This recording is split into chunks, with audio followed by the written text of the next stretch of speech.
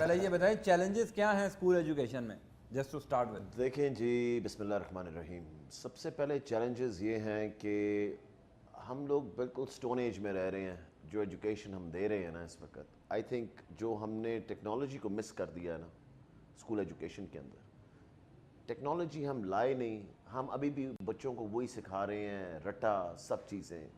It is very very sad when you see کہ government school کہاں چلے گئے ہیں اور پرائیویٹ اسکول کہاں چلے گئے ہیں.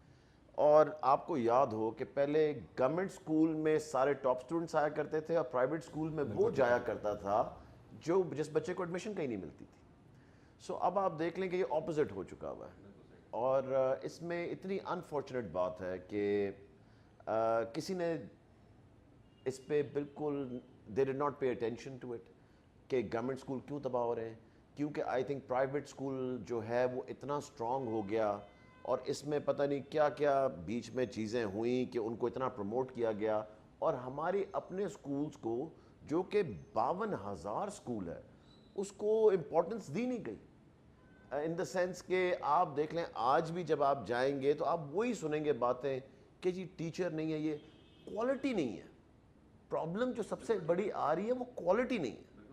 حالانکہ ہم وہی تنخواہیں دے رہے ہیں، بہتر تنخواہیں دے رہے ہیں پرائیویٹ اسکول سے. یہ میں آن ریکارڈ بات کہنا چاہتا ہوں کہ ہم پرائیویٹ اسکول سے بہتر. یہ حیران کن ہے ہمارے لیے. یہ حیران کن بات ہے کہ نہیں آپ کے لیے؟ ہماری تنخواہیں بہتر ہیں پرائیویٹ اسکول سے اور ہماری کوالٹی آپ دیکھ لیں جو ہمارے پاس آ رہی ہے.